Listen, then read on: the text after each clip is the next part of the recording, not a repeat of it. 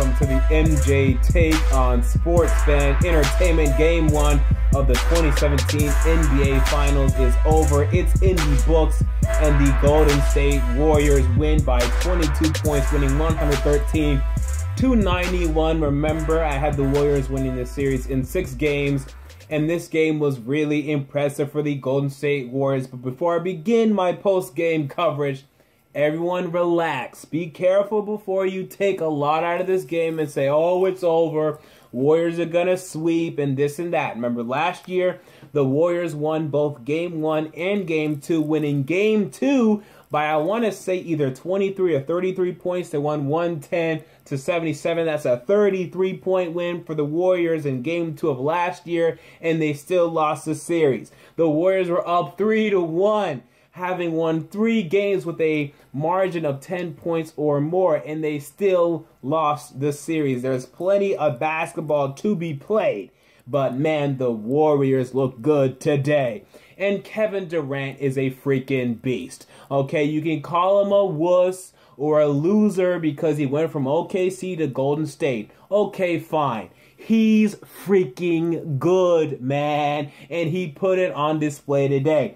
People continuously forget this is a man that in 2012 averaged 30 points per game in that 2012 NBA Finals while shooting 54%. And I think he's the most efficient and effective scorer in NBA history.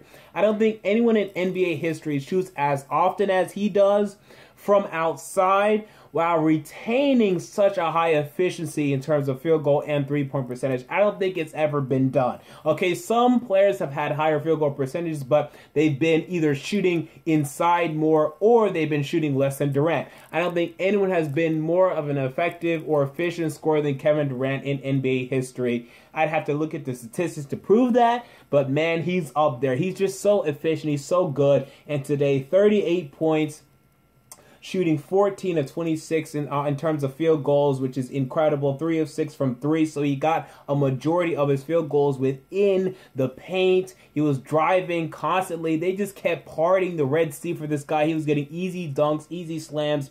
38 points for Durant. You know, and this is why he went to Golden State, because he knows that, man, I'm freaking good.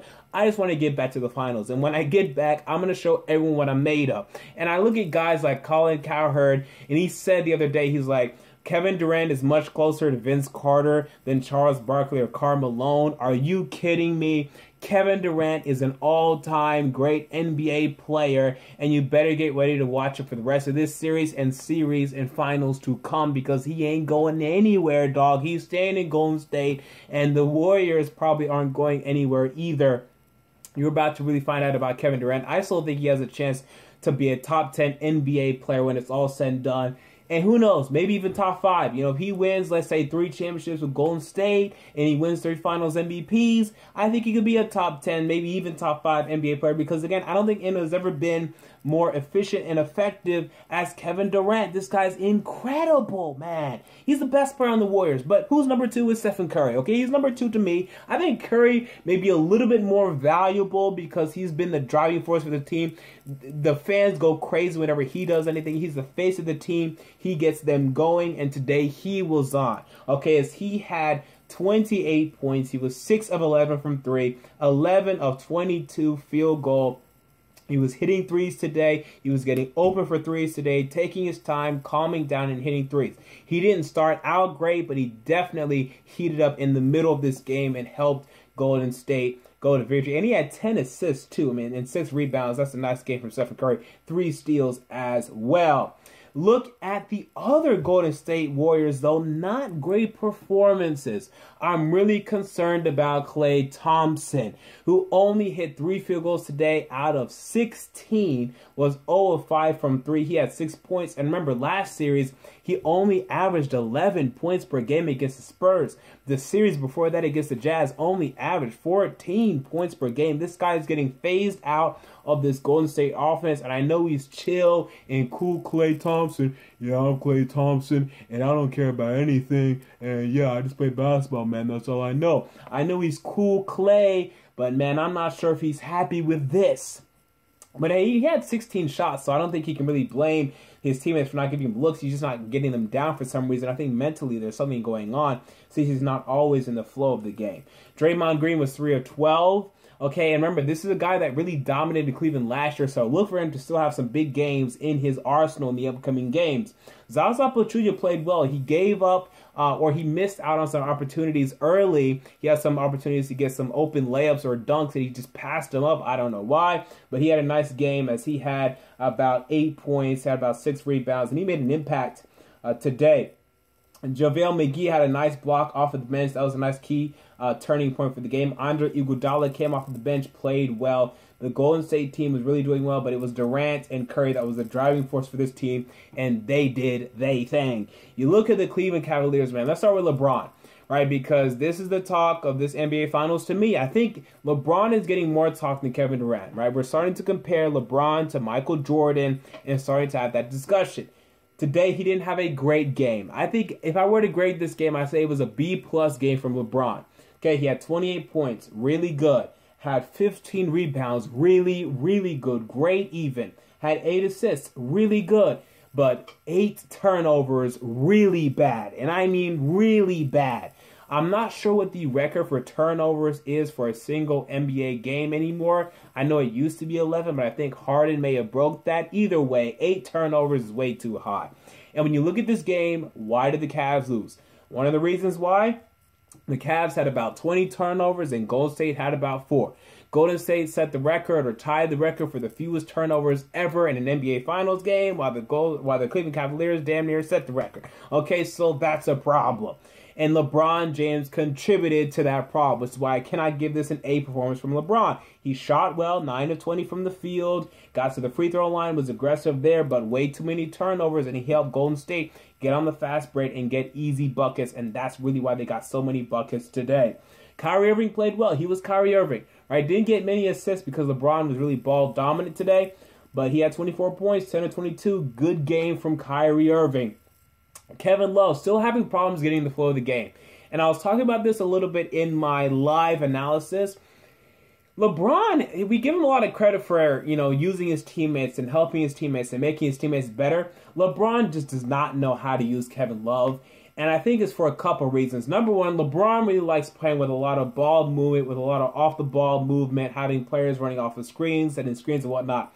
Sometimes with Kevin Love, you don't really need to run all that, right? You just need to tell him to just post up and just give him the ball and go to work. You're not going to get an assist, okay, but he's going to go to work and he's going to get a lot of points doing that. That's what he used to do for Minnesota when he averaged 26 points his last season with Minnesota before he was traded, okay?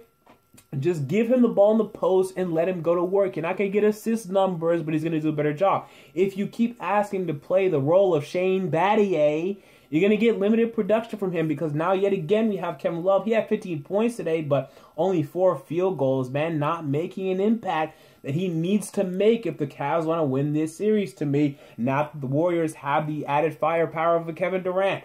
So he's going to have to step up in the future, but they have to just give him the ball deep to me and let him go to work. He had 21 rebounds today, man. The guy knows how to rebound, but he's going to have to make more of an impact scoring the ball to me. Tristan Thompson did nothing. And when I talked about the Warriors in 6, and when I picked the Warriors in 6, I said, I really question the work ethic and the passion and the will to win of guys like Tristan Thompson and J.R. Smith and Iman Shumpert and Richard Jefferson and those guys that were on last year's championship team. Why should I believe that those guys are going to be as willing and as hungry to win this game as they were last year? All right, to win this series as they were last year. I didn't see that today from those guys. I think that was a big problem today with the Cavs. Tristan Thompson had a terrible game. J.R. Smith you couldn't see J.R. Smith today. Same goes with Iman Shumpert. They're not putting in the effort that I am seeing from the Golden State guys, and I think that's going to continue to be a problem for this entire series. And again, this is why I have the Warriors winning this series in 6 games. So overall, man, that was the story of the game. Too many turnovers for the Cavs, and the Warriors are just too good. And really, we're going to find out, man, that Kevin Durant is freaking good. I already knew this, but y'all are about to figure it out. Okay, I still have the Warriors in 6. No need to overreact and say Warriors in 4 or Warriors in 5. If you had that before, you can stick with that. That's fine. don't change your prediction now. Even if the Warriors blow out the Cavs next game, don't change your prediction because the Warriors were up 2-0 last year. Okay, I like the Warriors a lot to win this series. Okay, tonight was a good game for them. But if next game the Cavs, they hold on to the ball and the Warriors start having turnovers, the Cavs could easily win game 2. And then now the Cavs have home field advantage. So let's relax. It was a nice win for Golden State, but there's still plenty of basketball to be played. And last thing, I don't know why everyone's talking about this series saying, oh, I can't believe this was a blowout. I was looking forward to this game. Guys, these finals will not be that competitive. Why do I know that? Because the last year's finals weren't that competitive. How many competitive games were there really from last year's finals? I'd say maybe 3 out of the 7 games. Game 7, where the Cavs won by 4 points. And then outside of that, I want to say Game 4, when the Warriors won by 11, and they still only won by 11. And then Game 6, where the Cavs won by 14. Like, go back and look at last year's finals.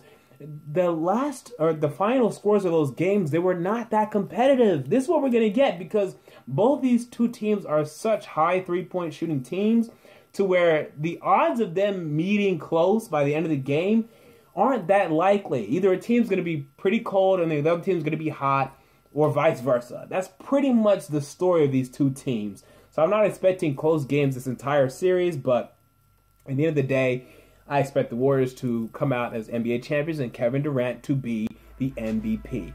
So there you go. Those are my thoughts on Game 1 of the 2017 NBA Finals. What are your thoughts? Comment down below. I want to know.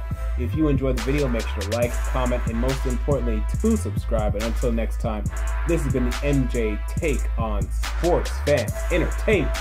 I'm out.